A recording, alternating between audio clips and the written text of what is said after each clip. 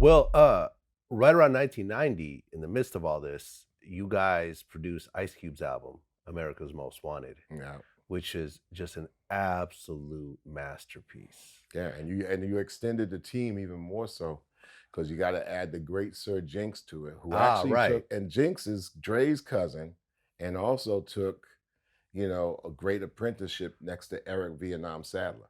So you go That was figure. I mean, to think that Ice Cube could top himself after leaving NWA and having Dr. Dre behind the boards to Yeah, come up with something to go to a totally different coast, yeah. a totally different sound, And a and totally different environment that totally was different environment. hostile to anything coming up out of New York. Right. How Yeah. did you guys really form that partnership with Ice Cube? Once again, it all starts on tour. Ah, Public Enemy's playing, NWA's opening up, Hammer opened up for us. Public Enemy and Stetson Sonic, which is Daddy O, were the first groups to embrace everybody outside of New York. We had to bring the Noise tour in the winter of 1988, which skeptics and promoters and venues said would not work because they were only used to seeing tours come up out of New York in the summertime prior and being successful. We said we're going to do something in the wintertime and use acts from other parts of the United States. And they were like, so when we went in the Northwest region, it was Mix-a-Lot from Seattle. It was Hammer and Too Short from the Bay Area. It was NWA in spots. It was Luke in Florida. It mm, was Shy D in Atlanta. mm. If you ask guys like, even on tours, we would bring Too Short to Baltimore. Hmm. He's not going to get to Baltimore unless the situation at the top says, we'll make it easy for you to play in Baltimore. Yeah. I remember Short, and the thing about Short, man, great guy, I, Todd I, Short. I love Too Short, man. Man, I love Too Short. Todd Short back in the day, and he don't do it now because people would probably try to cut his leg off. I could tell it now. I said this on a couple documentaries. Have all the pay. He tell you, you take the pay and put it all in his sock. So he's performing with the money in his sock. But I remember him looking at people in Baltimore Civic Center, and I was always like I was always like the OG coach, by the way. So I said, Short, you go out and do your thing. Those fans out there know you, some of them, and if they don't know you, go out there and grab some of them Mhm. with your thing. Because whatever you say, we're gonna balance it out the end with what we talk about. So we're all hip hop. We're one unofficial union. We're all in here together. And there's a certain out aspect out there that know you and go out there. Don't be afraid. He got rid of the jitters because the jitters are not afraid to do his thing. The jitters is being 3,000 miles away from Oakland Mhm. and doing his thing. And so we did a good job on breaking the country to understand. And then MTV Raps came afterwards with breaking the country to understand that hip hop and rap could come from anywhere. So Ice Yeah. Cube comes out of that, mix of having a relationship with me as an older brother, as an MC, as a performer. He takes a few of my moves that he sees me, because I took a few of Melle Mel's and Schoolie D's moves and stuff like that. So that's, if you look at the beginning of NWA on their first album cover, they all wearing clocks.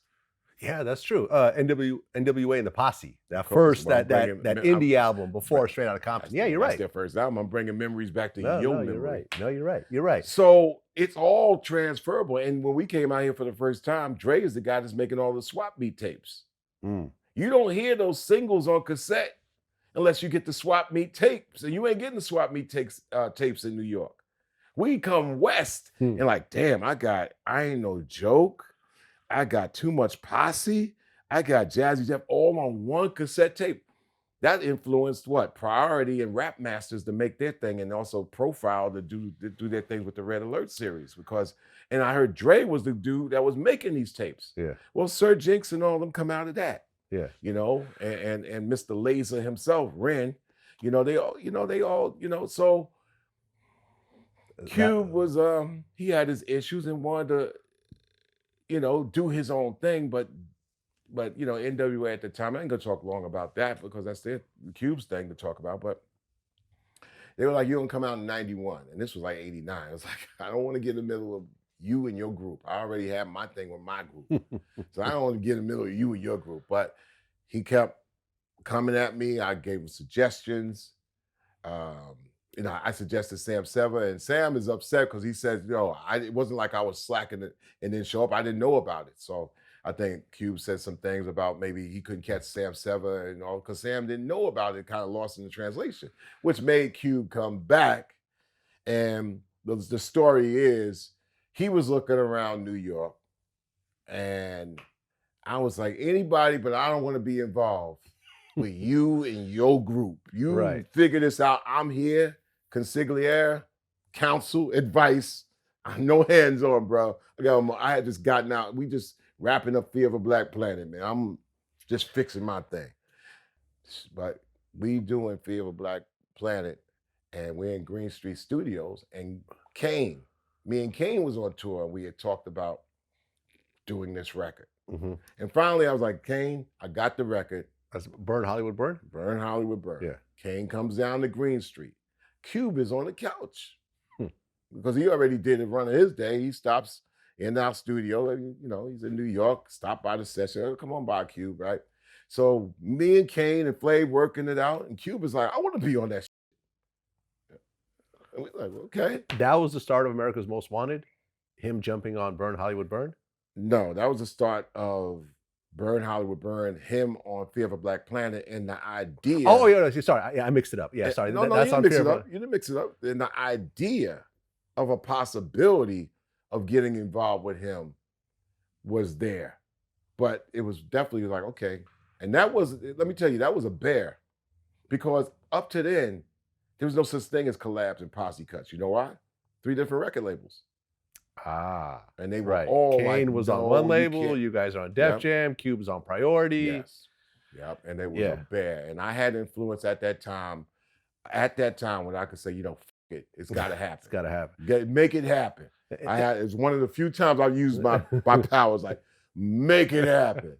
And it worked itself out. And from that point on, there was a couple of conversations, and we decided to take on America's Most Wanted after a couple things were felt and realized that it could be done and it won't be held in contempt against me. Right. Well, on that song, Kane had the line, Aunt Jemima? Yeah, the Aunt Jemima line. Yeah, I hit him up yesterday, and he was like, man, bro, people hit me up all over, man. Thanks for the prophetic opportunity. Right. He said, thank you. And black women. Thank you, bro. Yeah, he said, and black women in this profession, as for playing a lawyer out of the question. For what they play, Aunt Jemima is the perfect term, even if now she got a perm. Right. And a couple of days ago, after 130 years, they are taking Aunt Jemima off of that syrup bottle. And I think Uncle Ben is jumping in the passenger seat. Yep, Uncle Ben is on his way out. And Mrs. Butterscotch, what she look like, right? I mean, come on, man. I mean, does this mean that we're going to have some like racial forwardness that we ain't got Aunt Jemima and Uncle Ben? There's steps. Oh, in my household, we threw away our Aunt Jemima. We literally had a full Aunt Jemima bottle in our house.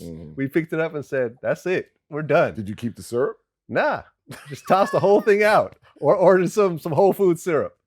I said, this is out of here. Keep the syrup, bro. It's like, just dump the bottle or the box if you It was symbolic. We had to symbolically throw it all away. And then Fear of a Black Planet comes out. Yeah. And by the way, before I get off the subject, I'm going to say America's Most Wanted was my favorite Ice Cube album by a lot. I like Death Certificate. No, I like Kill at Will is my favorite because what he came with after America's Most Wanted was my favorite. I'm a little biased because I'm not going to include something I was a part of as much as something that somebody did on their own. So that's why Kill at Will blew me away. It was short, and he did it was probably an EP. one of my favorite records of all time.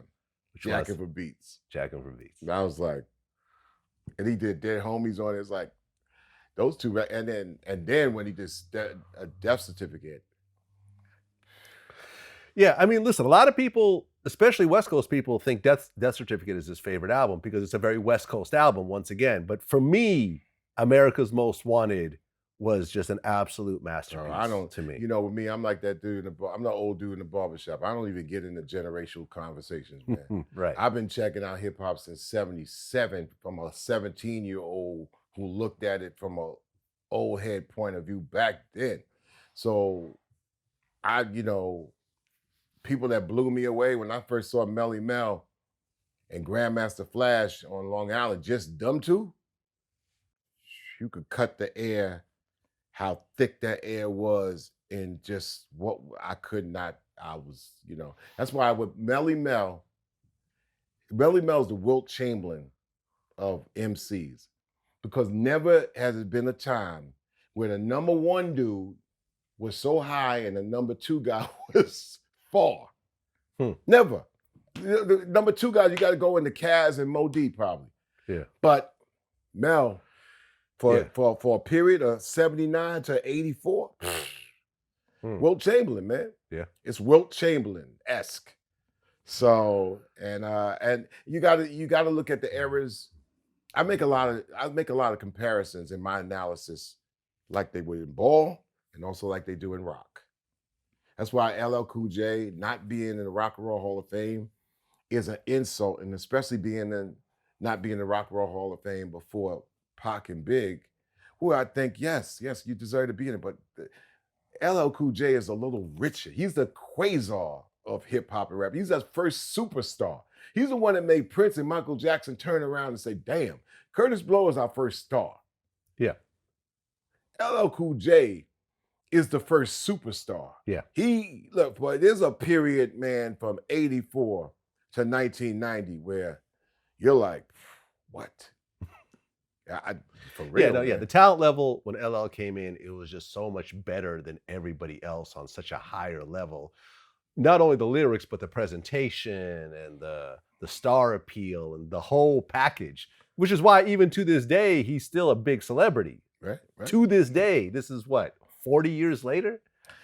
He's the Kareem Abdul-Jabbar of hip hop. He's GOAT, and they just toss him to the side because it's just too much to think about. It's 40 years. It's like if you 20-something or 30-something, 40-year career is dwarfing your age. You have no conception of what anything was before you was born at that magnitude. That's what I'm saying. When you look at the career of Little Richard and his impact on rock and roll, cats look at you and they say, I can't even explain it, bro. Yeah. I've been in spots with LL, I can't even explain it. Yeah. I can't, you know what? You could say, oh, you know, it's 19,000 people in the garden, and that's the statistics. The atmosphere is what you can never bring back. Yeah. Like when Public Enemy played Rebel Without a Pause in the Garden, it could have been filmed. You could bring all those things back as what it was. You could put it on YouTube, but it can't even convey the intensity of the atmosphere. That's the thing that you could never bring back. That's why you can't compare eras, because you can't bring the intensity of the moment. Yeah, it's like trying to listen to Michael Jackson's Thriller today. Yeah. Yes, it's a great album, but not, you have to experience just the level of craziness when this album dropped at the time when it was just everything. Like the whole world was revolving around Michael Jackson. It stopped your shit. Stopped everything. It just stopped everything. And that's the thing where when we talk about history, we talk about art, curation, the moment is what you can't recreate. Yeah, you can't do art is short for artificial. It's a facsimile of the moment in real life. It's not the reality, it's the facsimile. It's the taking a picture. You got the picture, but do you have the moment? But so we live with the facsimile, and when you learn about art and you're trained in the arts. I mean, I got degrees in the arts. I grew up in an art family. I've been an artist through all my life, 60 years. You get to understand that all art is subjective, and everybody has their take on art. But when you look at it, it is a free-minded thing, but it's also a reflection, not the thing.